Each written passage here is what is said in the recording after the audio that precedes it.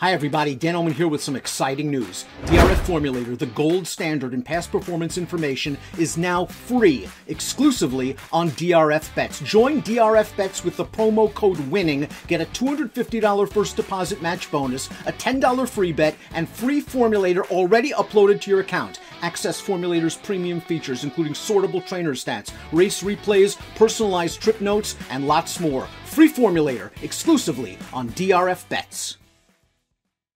Hi everybody, Dan Illman, Mike Beer, the DRF race of the day for Sunday, April the 10th. Race number 8 at Keeneland. 3-year-old fillies racing the about 7 furlongs on a beard course. It's the grade 3 Beaumont. $400,000 is the purse. Let's take a look at this field. You can download free Formulator past performances for the Beaumont on the Race of the Day event page at DRF.com. Access them, handicap along with us when you've made your final determinations. Play the entire Keeneland card with your DRF Bets account, which has free Formulator past performances. Matarea, the 7, 2-1 on the morning line. Mike, the horse got absolutely loose last time out at the fairgrounds. Might be a different story this time. It feels like it. I mean, there's not a ton of pace in this race, so we'll see how fast they go. But if nothing else, at least the one, Lady Scarlet, feels like she's fast enough to show some speed from the rail. So we'll just see how much harder it is for Matarea this time. It feels like it's supposed to be quite a bit harder. That's how Timeform US sees it. We're going to throw up the pace projector. They got Lady Scarlet, who pressed and pounced on the outside from the inside post on Sunday, making the lead. She has shown speed in the past. Matarea has got to be forwardly placed. She's in very good form. The outside post does give the jockey plenty of options. I think the pace will be fair. Yeah, I think it's going to be fair. I don't know if they're going to be blazing in here, but you know, I certainly don't feel like they're going to be walking. Maker did it again, Mike. He claimed Lady Scarlet for $150,000. Maybe we should have paid attention because that's a lot of change. That's about, you know, what you make in 6 months. And Lady Scarlet won her last 2 races, including this race in the Cicada, and she won it very impressively. Let's watch Lady Scarlet, who just pushed the pace on the outside. When Kendra Carmouche asked for run, Lady Scarlet surges by, and she is on her way. Career best 82 by her speed figure. This is a tougher field, but she is pretty good and fast from the gate. Yeah, she is. Gotten really good since Maker claimed her out of that maiden win in the slop. Her prior 2 starts at Oakland were both pretty good. They weren't fast. She had a big excuse in her first start off the claim when she got hooked up dueling. She broke from the rail that day also. And that her last 2 starts, though, they just sat on the outside with her. She has good tactical speed.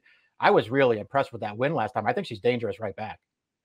Now let's make some excuses for radio days for Shug, the number 2. Gunrunner filly won her first 2 starts very impressively. Looked like she was going to be on her way. All right, she's odds on in the Forward Gal. Her first start off of the layoff. She got wired by Girl with a Dream. She didn't run very well. Maybe Gulfstream, not her track. She shows up at the Busher, odds on, 1-turn mile, maybe a little too aggressively ridden, Mike, pushing the pace. I mean, that's a good horse, Fenty Valentine. She's now dropping in class. She's dropping in distance. Give her some pace. She rolls late. What do you think? Okay, here's what I think.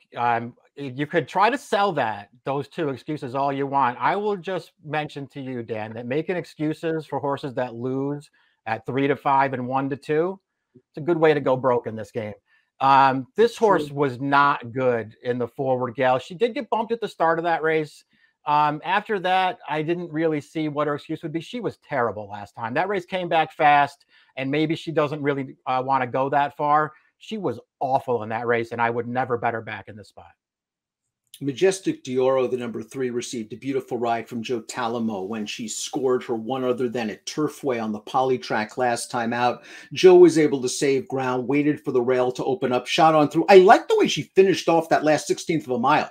She was really streaking under the line, but I don't know what she was beating, and she just might be better on poly. I agree. I liked that race from her. I also liked her career debut. That was at Indiana against a pretty weak field, but I thought she looked good winning that day also. In between, she's run 4 times, and boy, she didn't run well in any of those races. I thought she was tough to like in here. Here's the key to the race, isn't she?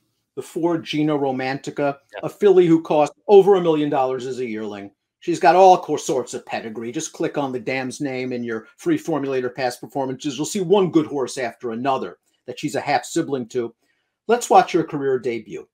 Very visually impressive. She's going 3/4 of a mile at Tampa Bay, And Gina Romantica is just outrun early. And they go a half and 47 seconds flat. And as we turn into the stretch with Gina Romantica's video, she is far, far behind, and she just wins this race so easily. And then you look at the buyer and you say, 64, 64? How can she be a stakes horse off of 64? Hard to get a fig in a slow-paced race, Mike. Do you just take the visual? Yeah, I'm not surprised that Chad elects to step her right up into a graded race off of this win. She didn't have any speed early in this race.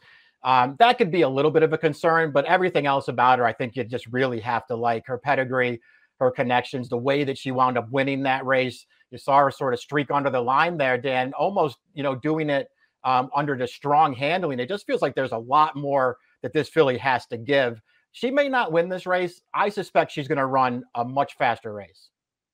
I think a lot of folks are going to look just at the cold dope on the 5 Reagan's decision, look at her last race, see that she got beat by Matarea, and move on. And I think that's not the way you're supposed to look at Reagan's decision. A horse that won her career debut at the fairgrounds at a big price in December, showed up in that Matarea race, had an absolutely terrible start, where she was just completely sandwiched out of the gate. And then, in a race with no pace, she ran on pretty sneakily well for third.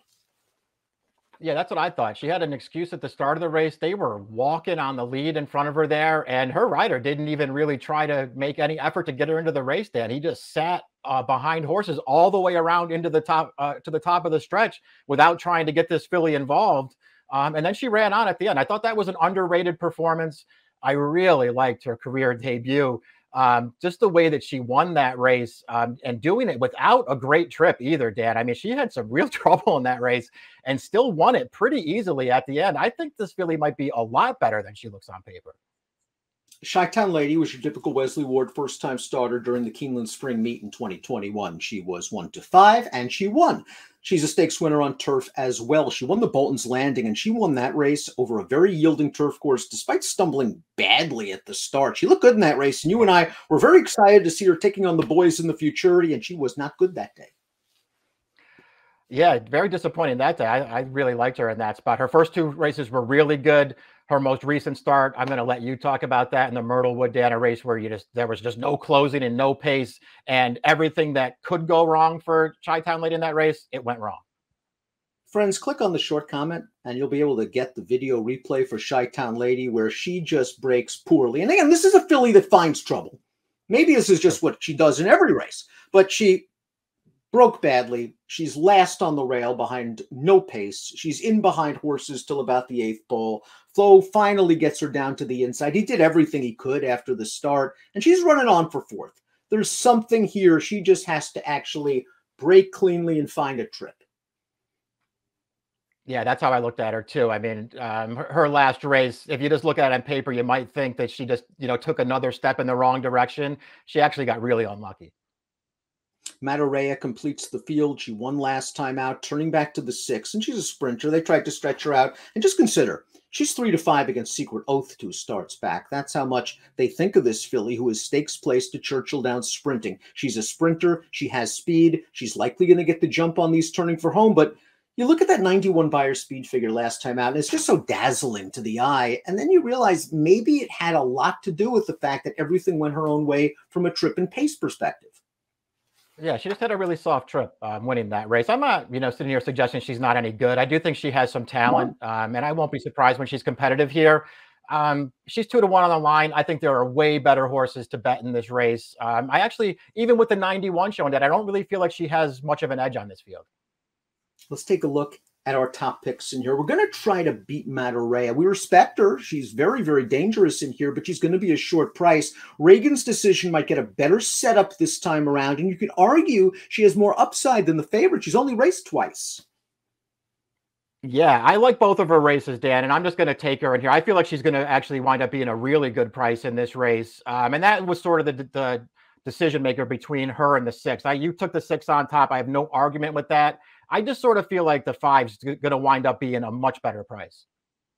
And she might end up being a better horse. Chi-Town Lady's already a stakes winner. She has to prove off the layoff that she hasn't already hit her peak. But boy, did she have a trip last time out, and she's run well at Keeneland. 6-7-5-3 for me, 5-6-4-1 for Mike. It's the Sunday race of the day, the Beaumont for 3-year-old fillies.